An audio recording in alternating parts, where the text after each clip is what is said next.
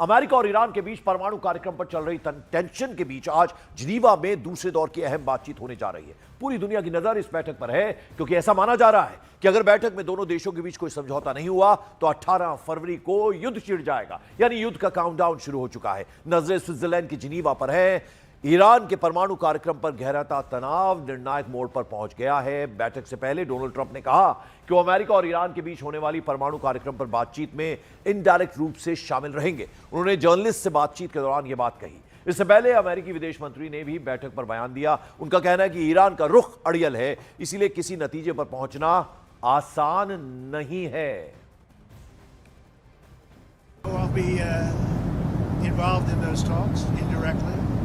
And they'll be very important. We'll see what can happen. It's been typically Iran's a very tough negotiator. They're good negotiators or bad negotiators. I would say they're bad negotiators because we could have had a deal instead of sending the B-2s in to knock out their nuclear potential, and we had to send the B-2s. I hope they're going to be more reasonable. They want to make a deal. Look, doing a deal with Iran is not easy. I said it yesterday, I'll repeat it again today. I mean, we have to understand that Iran ultimately is governed and its decisions are governed by Shia clerics, radical Shia clerics, okay? These people make policy decisions on the basis of pure theology. That's how they make their decisions. So it's hard to do a deal with Iran. We've always said it's hard, but we're going to try. That's what the president is trying. I'm not going to prejudge those talks. I'm certainly not going to negotiate with Iran here in front of the press and on the stage. Our negotiators are on their way there now. They'll have meetings. We'll see what happens. इधर आपको बता दें, Iran की नौसेना ने सैन्य अभ्यास शुरू कर दिया। अभ्यास जो है वो straight of Hormuz, Persian gulf और गल्फ ऑफ ओमान में हो रहा है। इसका मकसद खुफिया और ऑपरेशनल क्षमता की जांच करना है। यानी अमेरिका और ईरान दोनों ने ऐसे इंडिकेशन दिए हैं कि जिनेवा की बैठक फेल हुई तो युद्ध का बटन दब जाएगा।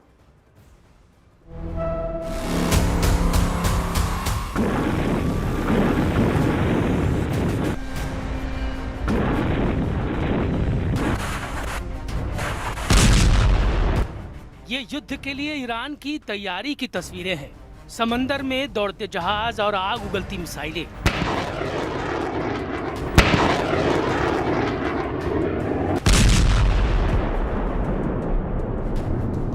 ये बता रही हैं कि अमेरिका की किसी चेतावनी से ईरान नहीं डरने वाला, वरना जेनेवा में बैठक से ठीक पहले स्ट्रेट ऑफ हार्मुज में उसकी नौसेना के जहाज नहीं दहाड़ते।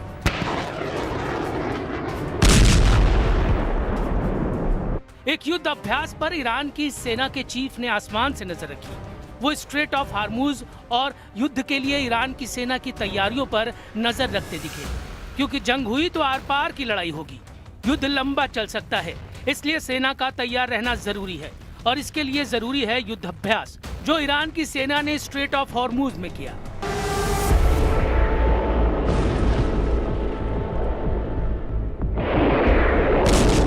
समुद्री सुरक्षा कंपनी EOS रिस्क ग्रुप का कहना है कि इस इलाके से गुजरने वाले जहाजों को रेडियो पर चेतावनी दी गई कि स्ट्रेट ऑफ हार्मुज के उत्तरी मार्ग में लाइव फायर ड्रिल हो सकती है। हालांकि ईरानी सरकारी टीवी ने लाइव फायर अभ्यास का जिक्र नहीं किया, लेकिन जो तस्वीरें आई उनमें ईरान के युद्धपोत और नावों ने अपना दम दिखाया।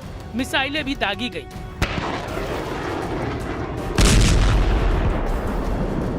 ईरान ने कुछ ही हफ्तों में दूसरी बार ऐसा अभ्यास किया, वो भी स्ट्रेट ऑफ हार्मुज में।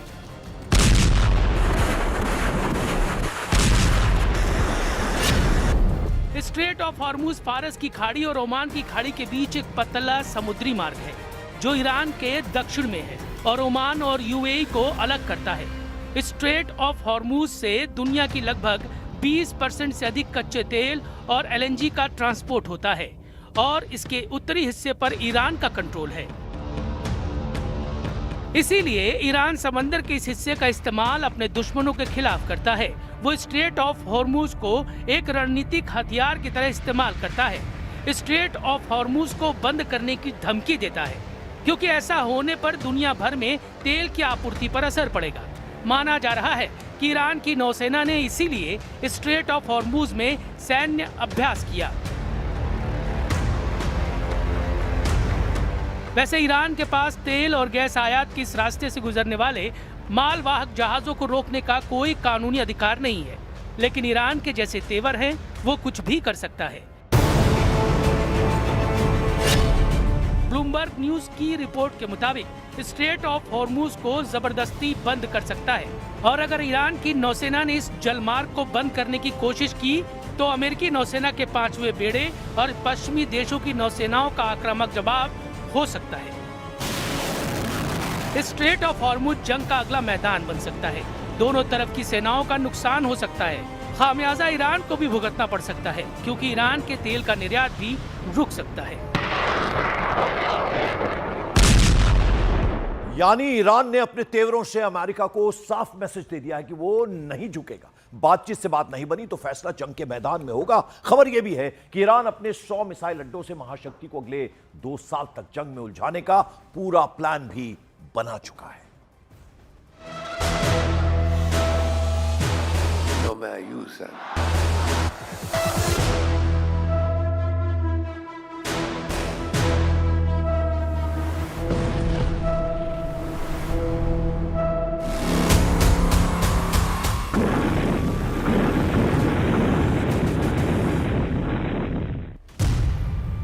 दो साल तक युद्ध करेगा ईरान। 100 मिसाइल अड्डे, 500 मीटर गहराई। इस वक्त ईरान अमेरिका और इजराइल से 2 साल तक जंग करने के लिए तैयार है। ईरान की IRGC का दावा है कि उसके 100 से ज्यादा मिसाइल अड्डे हैं, जिसमें हजारों मिसाइलें भरी पड़ी हैं, जिनके दम पर वो 2 साल तक जंग लड़ सकता है। दावा तो यहां तक किया जा रहा है कि ईरान तेज जीत के लिए नहीं, बल्कि थका देने वाला युद्ध करने जा रहा है। कुछ रिपोर्ट्स में तो यहां तक दावा किया गया कि ईरान एक ऐसा युद्ध करने जा रहा है जिसमें इजराइल और अमेरिका हाँफने को मजबूर हो जाएंगे।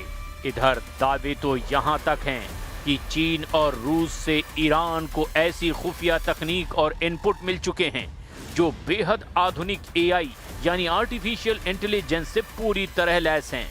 कुल मिलाकर ईरान से अमेरिका और इजराइल का युद्ध बेहद विनाशक और खूनी होने जा रहा है, जिसमें अभी भी ईरान ने अपने पत्ते पूरी तरह से नहीं खोले हैं। हमले को तैयार मिसाइल सिटी, 500 मीटर गहराई में 100 अड्डे। बर हर दुश्मनी खोले। अगर अभी तक अमेरिका और इजराइल ने ईरान पर हमला नहीं किया है, तो इसके पीछे की सबसे बड़ी वजह है ईरान की वो मिसाइल ताकत, जिसका खौफ आज भी इजराइल के दिलो दिमाग पर हावी है। जून 2025 में जब इजराइल पर ईरान ने ताबड़तोड़ मिसाइलें दागी थी, तो उस वक्त इजरायली सेना के हाथ पांव फूल गए थे।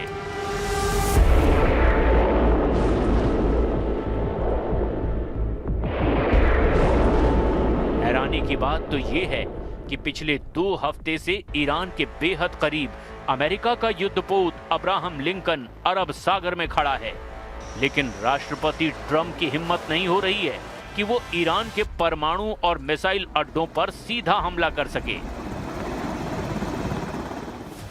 फारस की खाड़ी में ईरानी नौसेना ने ऐसा चक्रव्यूह रच दिया है जिसकी वजह से अमेरिका भी हमला करने से पहले 100 बार सोच रहा है।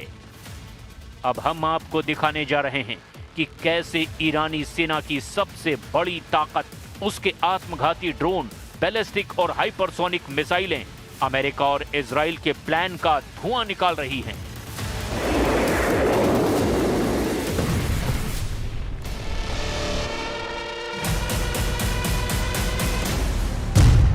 बातचीत हो रही है सीधी, छिपकर होगा हमला। ईरान ने अपनी सुरक्षा के लिए पूरे देश में मिसाइल शहरों का एक विशाल रहस्यमयी जाल बिछा रखा है।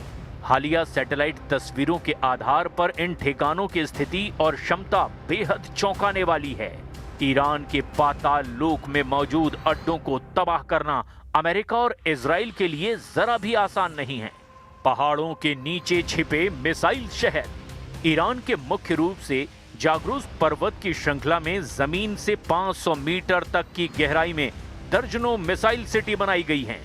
IRGC यानी रिवोल्यूशनरी गार्ड का दावा है कि उसके पास ऐसे सैकड़ों ठिकाने हैं। अगर वो हर हफ्ते एक ठिकाना दिखाएं तो भी उन्हें सब दिखाने में 2 साल लग जाएंगे। उस हिसाब से अंदाजा लगाया जा सकता है कि ईरान के पास 96 से ज्यादा ऐसे भूमिगत मिसाइल सिटी हैं जहां से इजराइल पर सीधा हमला करेगा। फरवरी 2026 की सबसे बड़ी खबर यह है कि ईरान ने अपनी सबसे घातक मिसाइल खुर्रम शहर 4 को पहली बार एक नए भूमिगत ठिकाने पर तैनात किया है। इसकी रेंज 2000 किलोमीटर है और ये 1500 किलो का वॉरहेड ले जा सकती है।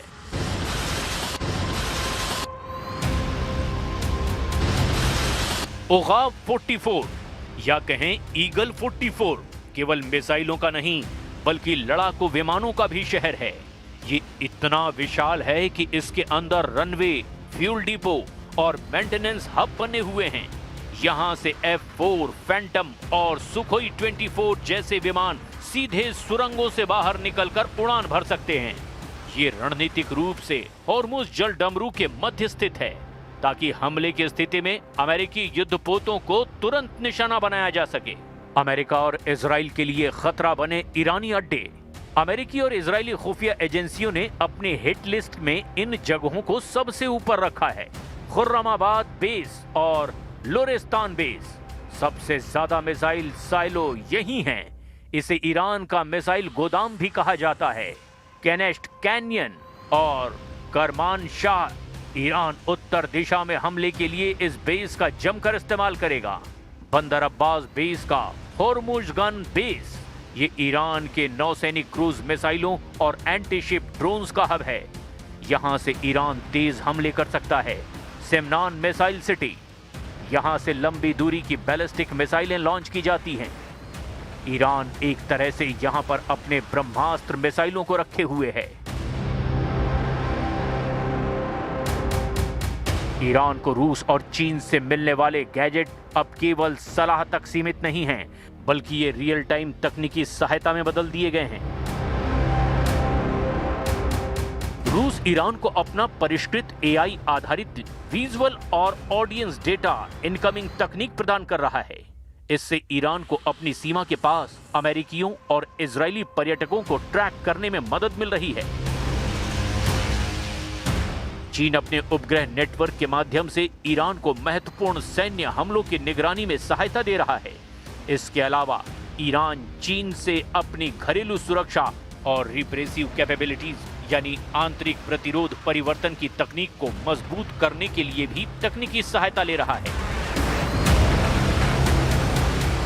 ईरान ने अपने दुश्मनों को चेतावनी देने के लिए 3000 से ज्यादा बैलिस्टिक मिसाइलें रखी है, जो अमेरिका और इजराइल पर भारी साबित हो सकती हैं। Look, doing a deal with Iran is not easy. I said it yesterday, I'll repeat it again today. I mean, we have to understand that Iran ultimately is governed and its decisions are governed by Shia clerics, radical Shia clerics, okay? These people make policy decisions on the basis of pure theology. That's how they make their decisions. So it's hard to do a deal with Iran. We've always said it's hard, but we're going to try. That's what the president is trying. I'm not going to prejudge those talks. I'm certainly not going to negotiate with Iran here in front of the press and on the stage. Our negotiators are on their way there now. They'll have meetings. We'll see what happens. 60 अमेरिकी अड्डों पर हमले की तैयारी। Khamenei ने दिया आखिरी आदेश। एक रिपोर्ट के मुताबिक मध्य पूर्व में अमेरिका के लगभग 40,000 से 50,000 सैनिक तैनात हैं। हाल ही में USS Abraham Lincoln aircraft carrier के आने से करीब 5,700 अतिरिक्त सैनिक इस क्षेत्र में जुड़े हैं। उस हिसाब से पश्चिम एशिया में 60,000 के करीब अमेरिकी सैनिक मौजूद हैं, जो पूरी तरह से ईरानी सेना के निशाने पर आ चुके हैं। कतर में 10,000, कुवैत में 13,500, इराक में 2,500, यूएई में लगभग 5,000, सऊदी अरब में 3,000 के करीब, जॉर्डन में 3,000, सीरिया में 900 अमेरिकी सैनिक ईरानी सेना के निशाने पर हैं और इन्हीं सैनिकों की कब्रें खामनेई ने तेहरान के पास कब्रिस्तान में खुदवा दी हैं। ईरानी सैन्य कमांडरों और आधिकारिक बयानों के मुताबिक यदि युद्ध छिड़ता है तो उनके प्राइम टारगेट वो अड्डे होंगे जो ईरान की सीमाओं के सबसे करीब हैं। अल-उदीद एयरबेस कतर, चूंकि यहां से अमेरिका के सबसे खतरनाक लड़ाकू विमान और बॉम्बर उड़ान भरते हैं, यहां ईरान की बैलिस्टिक मिसाइलों का पहला निशाना हो सकता है। 5वीं फ्लीट बहरीन। ईरान अपने स्मार्ट मिसाइलों और सुसाइड ड्रोन से फारस की खाड़ी में खड़े अमेरिकी युद्धपोतों को निशाना बनाने की धमकी दे चुका है। ऐन अल असद इराक। इतिहास गवाह है कि 2020 में कासिम सुलेमानी की मौत के बाद ईरान ने सीधे इसी बेस पर मिसाइलें दागी थी, स्ट्रेट ऑफ हॉर्मूज। हालांकि ये कोई बेस नहीं है, लेकिन ईरान इसे ब्लॉक करके अमेरिकी नेवी को सीधे चुनौती दे सकता है। अल दफरा यूएई अपनी आधुनिक टोही प्रणालियों और निगरानी ड्रोन्स की वजह से ये भी ईरान की सूची में ऊपर है। ईरान ने हाल ही में एक वीडियो जारी किया है जिसमें उसने इन सभी ठिकानों को अपनी मिसाइल की रेंज में दिखाया है। अमेरिका ने इसके जवाब में अपने पैट्रियट और थर्ड मिसाइल डिफेंस सिस्टम को हाई अलर्ट पर रखा है। Can't tell you what I'm going to do because right now, we have a tremendous force going there, just like we did in Venezuela, even bigger, and they'll be there soon. And I'd like to see a deal negotiated. I don't know that that's going to happen. We're talking to Iran, and if we can work something out, that'd be great. And if we can't, probably bad things would happen. इस बार America Israel के साथ मिलकर Iran पर कितना बड़ा हमला करने जा रहा है, इसका अंदाजा लगाना बेहद मुश्किल है। लेकिन मिडिल ईस्ट में विशाल समंदर की गहराइयों में तैरते अमेरिका के जंगी युद्धपोत ईरान पर चारों तरफ से हमले के लिए तैयार हैं। राष्ट्रपति ट्रंप ने ईरान पर जबरदस्त हमला करने के लिए कम से कम 45 दिन से ज्यादा का वक्त लिया है, जो ये साबित करता है कि इस बार अमेरिका और इजराइल ईरान पर हमला करने के बाद ईरान से खामनेई शासन का अंत करना चाहते हैं।